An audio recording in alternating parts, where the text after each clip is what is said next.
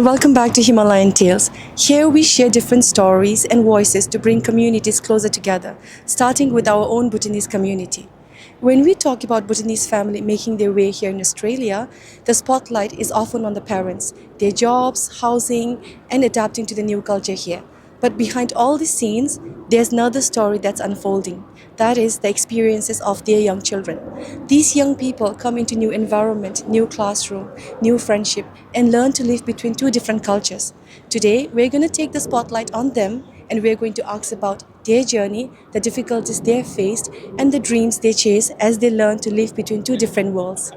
Hello, what is your name and what grade are you studying in? For example, my name is Tashinobu Wangyo, and I'm a year 11 student from Kelvin Grove State College. Okay. When you first started studying in Australia, what are some of the challenges that you faced? So like in general, my challenge was my language barrier, and then making friends. Because like first of all, language barrier. It was like 'cause Aussie language is kind of like weird if I tell you. Yeah, and a bit difficult to Yeah, it's a understand bit as well. difficult. So like I can understand at first, but like slowly I'm getting up. And my second challenge is like making friends. So like first time being here overseas, Yeah. so like it's kind of like challenging to make Oh, friends and all. thank you for sharing that with us. Now, what are some of the teaching strategies and school activities that you wish were more common in Bhutan? Some of the teaching strategies to say uh, like here it's more like technological, so like 21st century and all. So like I think Bhutan's already like coming up with like technologies and all, but like if you like put more into It technology, would be more yeah, effective. yeah. Do you have any messages for your young friends like yourself back in Bhutan? What would you like to tell them? I like to say that like stay safe, listen to your parents, and then like follow your passion and dreams and all. Thank you. What is your name and what grade are you studying in? My name is Choing Nobu and I study in year 9 right now. When you came to Australia and when you started studying here in Australia, what were some of the challenges you faced? Some of the challenges I faced in Australia were, for when I first came here, it was hard for me to make friends because it was like a whole new different everything. And then like when I got like a different haircut and then like when my barber messed my hair up, people started clowning me for that. So those are some of the challenges I faced. Thank you for sharing. How would you describe the biggest difference between studying here in Australia and studying back there in Bhutan? The biggest difference is that in Australia we use like laptops to like write our notes and everything down. We use our books as well, but like laptop is one of like our main things we need in our classes. But in Bhutan, we just use our books and textbooks and all. So that's probably like the biggest thing. Are there any teaching strategies or school activities that you wish were more common in Bhutan? I wish that in Bhutan we did more practical stuff in science and all. Do you have any messages for young friends like yourself back in Bhutan? Even though there are a lot of opportunities in Australia, I still love Bhutan and I still miss my friends. My name is Kunsang. Kunzang, what grade are you studying in? I'm in grade 8. Okay. Kunzang, do you remember what it was like when you first started going to school here in Australia? It was hard because I didn't learn English when I first came in, but it wasn't like overwhelming, but it was definitely hard. And how about making friends? Were you able to make friends when you came here?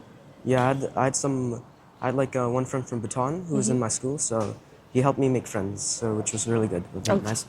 That's very nice. How about now? Are you adapted to the learning environment here? Yeah, it's really nice over here. Teachers are nice, and I have a lot of good friends in here. That's nice. There are so many learning activities and teaching strategies and methods that the teacher used here in the school. So do you wish any of these strategies and learning activities were common in Bhutan as well? I believe they should have like more teachers around in classrooms to help the students, and I think like questions would be more encouraged. Okay. Thank you. And how about any messages? Do you have any messages for young friends like yourself back in Bhutan? What would you like to tell them?